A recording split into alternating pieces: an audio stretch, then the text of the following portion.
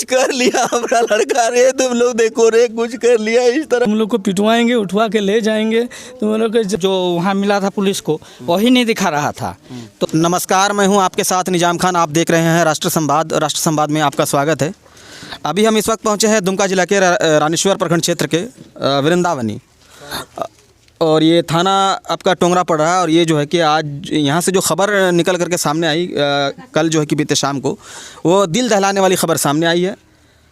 उसी से संबंधित जो है कि हम चाचा जी से बात करेंगे। दरअसल मामला यहाँ बताया जा रहा था कि इनका बेटा जो टीपू आलम है, वो जो है कि आत्महत्या कर लिया है। क्यों आत्महत्या किया है, हम चाचा जी से जानने की कोशिश करेंगे, क्योंकि हमसे जो कि सूत्र के मुताबिक जो हमको जो खबर मिली वो काफ़ी गंभीर आरोप थाना प्रभारी पर लग रहा था। सूत्र के मुताबिक अगर माने तो थाना प्रभारी राजेश कुमार जो टोंगरा के है, उनसे तंग आकर के जो है कि वो आत्महत्या कर लिया, क्योंकि वो जो है कि उसको मारपीट किया था, बताया जा रहा था। और गुलजार अंसारी जो है कि वो थाना में लिखित आवेदन दिया था 66 लाख इस तरह का कुछ गबन का। हम चाचा जी से जानेंगे आखिर क्या मामला है, सच में थाना प्रभारी की वजह से ही वो आत्महत्या कर लिया, फिर क्या मामला है जानने की कोशिश करते हैं। तो चाचा जी क्या हुआ था आपका? आप उनके पिताजी हैं क्या? जी। आपका क्या नाम हुआ? कबीर मियाँ। और उनका टीपू आलम ना? टीपू आलम। क्या, कैसे आत्महत्या कर लिया, क्या लग रहा है, कैसे हुआ? वो तो शुरू से हम बोलेंगे तो अभी इस जो मोबाइल नंबर में कल हम लोग को 4 बजे टाइम दिया गया था। तो ये मोबाइल जो नंबर हम नोट करके रखे हैं, ये हमारा एक जियो फोन मोबाइल नंबर है। उसमें फ़ोन आया तो हमारा लड़की उस फ़ोन को रिसीव किया तो हमारा लड़की को बोला कि हेलो जैसे किया तो बोला कि ये टीपू घर में है। बोलने दीजिए, आप लोग चुप रहिए, बोलने दीजिए आराम से। टीपू घर में है। तो हमारा लड़की बोला कि हाँ टीपू घर में है। तो बोले इमरजेंसी बात करना है, फ़ोन टीपू को दो। आप टीपू को जैसे फ़ोन दिया तो सर बोलने लगा। तो हम बाद में पूछे तो हमको बताया कि दिल्ली से फ़ोन आया है। तो हम बोले कि क्या बात है, बाद में जानेंगे। तो फिर बोला कि बात हुआ है हमसे, वो हमारा कागज़ पत्र कुछ भेजने वाला है, इस तरह का बात किया। इसके बाद फिर करीब 3 बजे के आसपास फ़ोन आया था। तो वो फ़ोन आया था, पहले सुबह जो फ़ोन आया तो वो था 9:15 बजे का, और दूसरा बार फिर फ़ोन आया तो फ़ोन साइलेंट था। फिर वो फ़ोन देखा, इसके बाद फिर फ़ोन लगाया या उधर से फिर फ़ोन हुआ तो उतना हम नहीं समझ पाए। तो फिर वही सर बात करने लगा। इसके बाद हमको बोला कि एक कागज़ जो है हमको बोला है लिख के देना है टोंगरा थाना का बड़ो बाबू को, इसलिए। तो हम बोले कि हम देखेंगे तुम क्या लिख रहा है। तो बोल नहीं, ये जो लिखेंगे हम किसी को दिखाना नहीं है, इसलिए आप बाहर जाइए। तो अंदर घुसने के बाद उस टाइम शायद 4:15 था या 4:20 था, हमको उतना याद नहीं है समय, लेकिन ऐसे आसपास था। तो इसके बाद जो है फिर वो फ़ोन लेकर के निकल के आया कि इस पेन जो है लिख नहीं पाते हैं। फिर वो दूसरा पेन लिया और फिर घुसा। इसी बीच में हम देखते थे कि बोला कि 4:30 बजे हम लोग को थाना जाना है, इसलिए हम पेन पहनने के लिए घर घुसे। पेन पहनने के लिए जब घर घुसे तो हम कान अड़ा के सुने एक बार, तो हाँ जैसे लगा कि कोई फ़ोन में बात कर रहा होगा। तो हम सोचे कि कुछ लिखता होगा वो और उससे बात करता होगा, जो फ़ोन में बताएंगे हम लिखेंगे, इस तरह का हमको बताया था। इसके बाद जब देखे कि 4:30 बज गया, तो टाइम तो नहीं देखे थे, तो हमारा लड़का और उसका साला, वो दोनों हम लोग का थाना साथ में जाने का बात था। तो लड़का जो है ये लोग देखा टीपू जैसे बोला, तो कोई आवाज़ नहीं दिया। तब तक हम घर से आ गए, वो घर से यहाँ आ गए। यहाँ आने के बाद जो हम केवाड़ी को फिर बुलाए कि टीपू 2-3 बार बुलाए, तो कोई आवाज़ जब नहीं आया तो हम चढ़ने लगे केवाड़ी को। ऊपर से छिटकनी लगा दिया था, तो साइड वाला केवाड़ी चढ़ने में ऐसे करके चढ़ के ऐसे कर दिए हम। तो चढ़ने के बाद देख हम थोड़ा को झलक लगा कि कोई झूला हुआ है। तब हम लड़का लोग को बोले कि रे कुछ कर लिया हमारा लड़का रे, तुम लोग देखो रे, कुछ कर लिया, इस तरह का हम बोले। तब बड़ा लड़का भी रोने लगा, चिल्लाने लगा। तो पड़ोसी सब आया। इसके बाद कोई नहीं खोल पाया। इस बोले कि थाना में खबर दो, ऐसे ऐसे हो गया है। तो कोई गया थाना, फिर थाना वाला आया। कई बजे आया उतना हमको मालूम नहीं, मोटा मोटी 5 बजे के आसपास होगा। इसके बाद ये फ़ोन जो है, ये नंबर हमारा भतीजा को हम रात को दिए, जब पुलिस आया तब ये नंबर से फ़ोन आया था। तब फिर एगो भतीजा हमारा सुबह आया, तो ये फ़ोन तो ये लोग रात को क्या मैंने देखा था नहीं दिखा था पता नहीं। उस सुबह जो हमारा भतीजा है उसको ट्रैक करने लगा कि ये नंबर कहाँ का है। तो ये नंबर जब देखा तो नंबर से पता चला कि ये डंगालपड़ा का फिरदौस मियाँ जो है उसका नंबर है। वो नंबर मेल करके कॉल किया, तो हमारा भतीजा भी आया, उसका नाम है आपको इनुस देखा, बोला कि ये तो फिरदौस का नाम है। तब हमको पता चला कि दिल्ली तो बोल रहा था लेकिन दिल्ली नहीं था, इसी का कोई दबाव था, इसीलिए हमारा लड़का सुसाइड कर लिया। उसी का फ़ोन कल 3:54 भी उसी का फ़ोन था। क्या नाम बताया इनका? फिरदौस मियाँ। फिरदौस मियाँ। ये उनका कौन लगता है? जो गुलजार का भाई है। गुलजार का भाई, सगा भाई। सगा भाई है। अच्छा, उसके बाद? इसके बाद वही हल्ला गुल्ला चलने लगा। अच्छा, एक बात सामने आ रही है कि थाना प्रभारी आपके बेटा को मारपीट किया था। हाँ, किया था। हाँ, दोनों हाथ में बहुत मारा था, जो कि हाथ एकदम फूल गया था एकदम। कोई कागज़ भी नहीं छुपाता था ऐसे। मैंने थाना में जब हमारा लड़का हमको जो थाना में रखा था, तो हम लोग को दूसरा कमरा में रखा था। जब उसको और ये गुलजार और ये जो ये है आपको फिरदौस है, दोनों वहीं था उसी रूम में, जो जिस रूम में इसको मारा जाता था, टॉर्चर जो हो रहा था उसी रूम में। तो जब हमारा लड़का को बोलने लगा कि इसका बाप को भी लाएंगे मारेंगे और इसका बड़ा भाई को भी लाएंगे और मारेंगे, तब उसको मारते मारते जब हमको उस रूम से जब ये द्वार तक ले आया, तब हमारा लड़का बोला डर से कि हमारा बाप को मारेगा। तो हमारा लड़का बोला कि हमारा बाप को जितना जो कुछ बोला सब अपना सिर पर ले लिया। अच्छा, सुसाइड नोट एक प्राप्त हुआ हमको। हाँ। क्या वो सुसाइड नोट आपका बेटा है का लिखा हुआ था? हाँ, क्या? उसी का लिखा हुआ है। उसी का लिखा हुआ उसमें अच्छा, एक वीडियो सामने है, उसमें आप यहाँ भी बता रहे हैं कि जो भी कागज़ मिला है थाना प्रभारी लेकर के गया, दिया नहीं। तो वो सुसाइड नोट कहाँ से मिला आपको, जो जिसमें वो लिखा है कि थाना प्रभारी हमको मारपीट किया, मारपीट करने की वजह से जो है कि हम मैंने आप लोगों को भी तंग करेगा, इस तरह का कुछ बात लिखा हुआ था? वो सुसाइड नोट कहाँ से मिला? वो नोट उसका पत्नी कैसे निकाला था हमको पता नहीं है। अच्छा, उसका पत्नी निकाला था। पत्नी निकाला उसका पॉकेट से। अच्छा, क्या मानते हैं आप? थाना प्रभारी की वजह से आपके बेटा का जान गया ना? क्या मानते हैं आप? वैसे तो थाना प्रभारी रोज हमारा लड़का को बुलाता था हाजिरी के लिए, लेकिन हमको बात नहीं, हम साथ में जाते थे तो हमको सामने में एको को बात नहीं बोलता था। क्या जो बोलता था क्या जो नहीं पता नहीं, यार हमको बता भी नहीं रहा था। बोलता कि जब हम मार पीट किया था तो इंजरी करने के लिए कि बोले हम कि चलो तुमको दुमका में हम दिखाएंगे, इतना तुमको दर्द है, कैसे क्या होगा। तो हमको बोला कि नहीं हम नहीं जाएंगे, थाना प्रभारी हमको बंद किया है, हम नहीं जाएंगे। आपको क्या लगता है थाना प्रभारी के वजह से तंग आकर के आत्महत्या किया ना? क्या लग रहा है आपको? ये तो दोनों का ही सब है। दोनों का ही? हाँ। अच्छा, गुलजार अंसारी से आप लोगों का पहले कभी किसी तरह का कोई झगड़ा झंझट?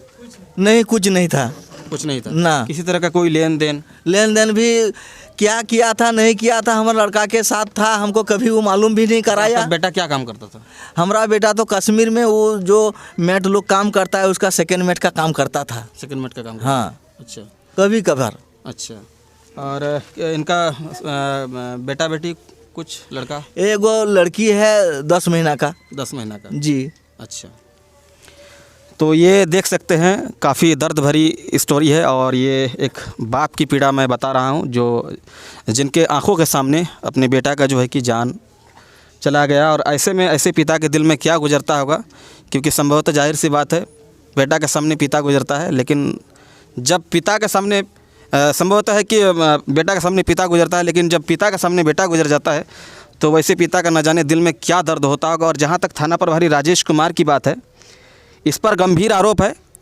कल मैंने थाना प्रभारी राजेश कुमार से भी फ़ोन के माध्यम से संपर्क करने की कोशिश किया, 3 बार कॉल किया, वो रिसीव नहीं किया। हालांकि व्हाट्सएप से कुछ बातें हुई मेरी, लेकिन उसमें जो है कि वो अपना पक्ष नहीं रखा। हम उनको बोले कि सर आप अपना पक्ष दीजिए, हालांकि वो अपना जो है कि पक्ष नहीं रखे हैं। इन तमाम सवालों को देखने पर कहीं ना कहीं यही लगता है कि मामला जो है कि जांच का विषय है, और जांच में अगर दोषी पाए जाते हैं तो संबंधित पर उचित कार्रवाई होना चाहिए, क्योंकि एक थाना प्रभारी को यह अधिकार कौन दे दिया मारने पीटने का? आपको अगर लग रहा है वैसा कुछ जुर्म है तो कानूनी कार्रवाई कीजिए। आपको मारने पीटने का अधिकार कौन दे दिया? ये राजतंत्र है कि प्रजातंत्र है? जिस तरह से अंकल जी बता रहे, अगर वाकई ये आरोप सच है तो कहीं ना कहीं थाना प्रभारी का जो रवैया है वो कहीं ना कहीं बिल्कुल राजतंत्र की था। ऐसे में मामले की जांच कर थाना प्रभारी के विरुद्ध कड़ी से कड़ी कार्रवाई होना चाहिए। और जहां तक गुलजार अंसारी का मामला है, उस मामले पर भी जो है कि जांच होनी चाहिए, और उसमें भी अगर गुलजार अंसारी और ये फिरदौस मियां पर भी जो है कि कड़ी कार्रवाई होना चाहिए। कितना उम्र था आपका बेटा का? 23 साल। 23 साल की उम्र में देख सकते हैं वो अपने जान गंवा दी। ये देख सकते हैं काफ़ी लोग जो है कि सांत्वना देना है। कैमरामैन से कहूँगा एक बार आप कैमरा चारों तरफ 360 डिग्री में एक बार लेकर के दिखाइए। ये देख सकते हैं जो है कि ये लोग जो है कि सांत्वना देने के लिए आए हैं। तो आपसे अंकल आप चिंता नहीं कीजिए, जो दोषी है इंशाल्लाह उस पर कार्रवाई तो ज़रूर होगा। ये इनका बड़े भाई हैं, क्या आपका शुभ नाम हुआ? समीम हैदर। आप उनके बड़े भैया? जी। अच्छा, थोड़ा घटना के बारे में बताइए। घटना के बारे में वही सुबह 9:15 बजे फ़ोन आया, जो मेरा बहन रिसीव किया और पूछने लगा कि टीपू घर पर है। तो मेरा बहन बोली कि हाँ जी हाँ घर पर है। तो बोला जल्दी उससे बात करा, इमरजेंसी है। जो मेरा भाई को दिया फ़ोन, वो बात किया। बात करने के बाद हम लोग पूछें ये कौन है, तो बोला कि कोई साहब फ़ोन किया अफसर दिल्ली से, बोला कि तुम्हारा कागज़ वगैरह सब रेडी हो गया है, तुमको 4:30 बजे थाना जाना है। हालांकि डेली बड़ा बाबू बोलता था कि डेली इसको 4 बजे हो या सुबह 10 बजे हो, डेली इसको हाजिरी देना है, यहाँ लेके आना है। पिताजी हो या तुम हो, मतलब बड़े लड़का हम हैं। हाँ, इसके बाद फिर एक बार साइलेंट में था मोबाइल, शाम के 3 बजे। उस टाइम फिर एक बार फ़ोन आया, वो फ़ोन समझ नहीं पाया। फिर बोली घर में उसका ही पत्नी कि फ़ोन इस नंबर पे आया है। फिर दोबारा ये लगाया फ़ोन। लगाने के बाद वो फ़ोन में ही था। बोला कि हाँ सर करने लगा कि हम लोग 4:30 बजे जा रहे हैं। हाँ, ये फ़ोन करते करते अपना रूम पे गया। तब पापा बोले कि क्या बात है? तो बोला कुछ ऐसा हमको लिखने के लिए बोला है जो साथ में कोई नहीं रहे, हम अकेले लिखेंगे और पर्सनल हमको बड़ा बाबू को देना है ये।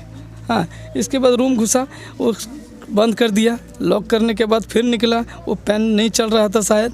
हाँ, फिर दूसरा पेन लेके गया। दूसरा पेन लेने के बाद पापा को बोले, पापा वो लुंगी पहना था, पापा बोले हम पैंट पहन लें। बोला हाँ जाना है थाना तो पैंट पहन लीजिए। हाँ, और पापा जैसे पैंट पहना, और वो टीपू का जो साला आया था हम थे, और गांव का भी आदमी था, वो बोला कि बड़ा बाबू बोला है कि तुम अपना भी 2-4 आदमी लेके आना है। वो भी अपना गुलजार 2-4 आदमी लेके आएगा। हाँ, जैसे हम लोग आवाज़ दिए टीपू, आवाज़ नहीं दिया, तो मन में शक पैदा हो गया कि पता नहीं क्या हुआ।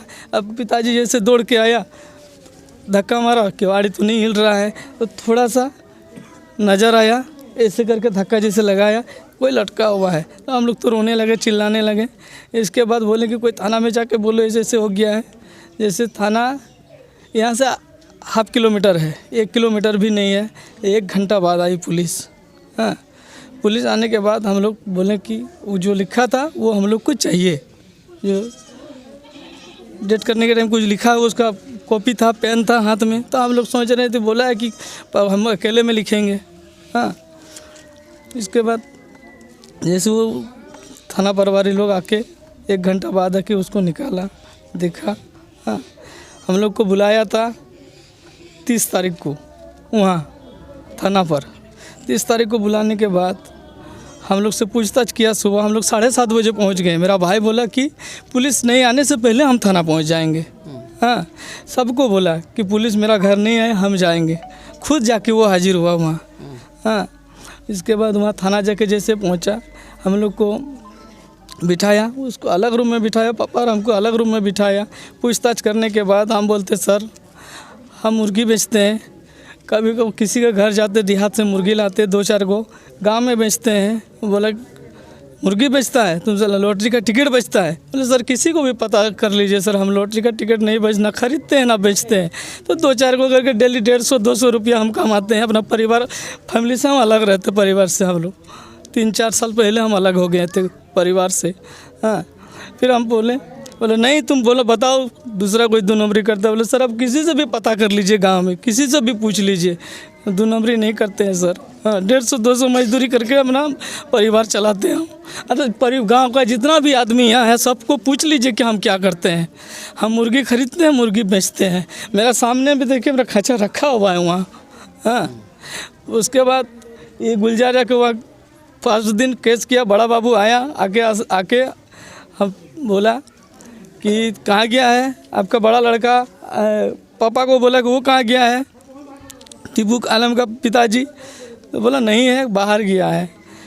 तुम लोग करोड़पति बनना चाहते हो तुम लोग, हाँ?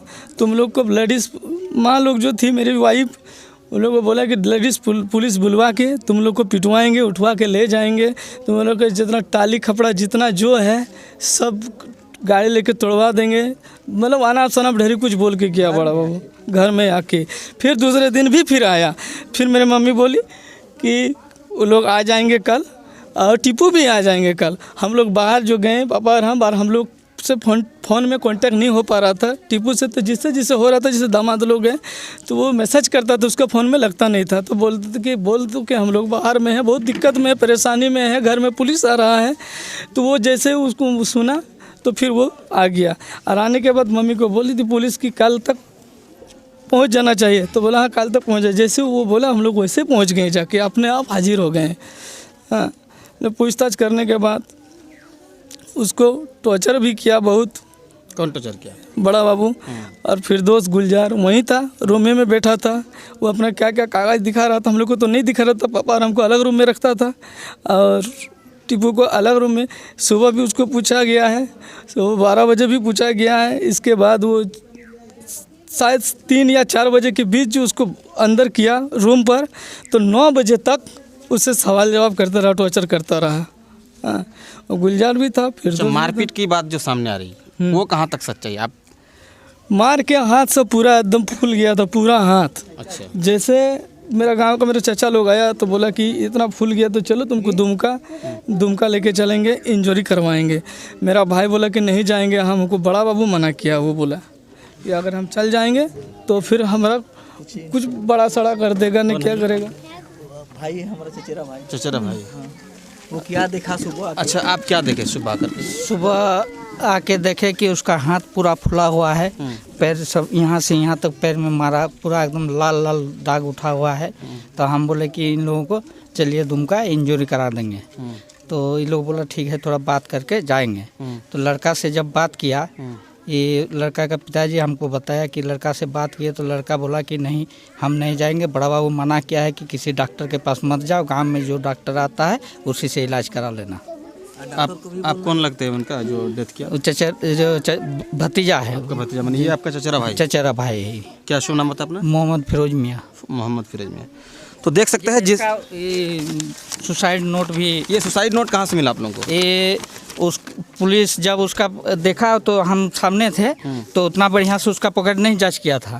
तब जो डेथ किया उसका बीबी, हाँ, बोला कि नहीं, देखा कि नहीं उसका पॉकेट में कुछ कागज़ है, तो निकाला। तो निकालने के बाद उस समय तो पुलिस जो वहाँ मिला था पुलिस को वही नहीं दिखा रहा था। तो ये सुसाइड नोट निकालने के बाद हम लोग देखे तो उसका बीबी को बोले कि अभी रख लीजिए आप, इसको नहीं देखना होगा। फोटो करके रखा था। इसको हम ले लेते हैं, आप इसको व्हाट्सअप कर दीजिएगा, हम ले लेते हैं। डेड बॉडी के पॉकेट से ही मिला है जी। देख रहे हम देखिए तो देख सकते हैं कितना गंभीर आरोप है। ऐसे में जिस तरह का आरोप थाना प्रभारी राजेश कुमार पर लग रहा है, वाकई अगर उन्होंने ऐसा कृत्य किया है तो या तो वो काम नहीं जानते हैं या नहीं तो वो काम जानकर भी दबंगई रूप अपनाते हैं। ऐसे में अगर थाना प्रभारी दोषी पाए जाते हैं तो थाना प्रभारी को अविलंब निलंबित करने की आवश्यकता है। राष्ट्र संवाद की खूबसूरती है, अगर थाना प्रभारी राजेश कुमार अपना पक्ष रखना चाहेंगे तो मैं उसका पक्ष रखने के लिए मेरा राष्ट्र संवाद पर उनका स्वागत है।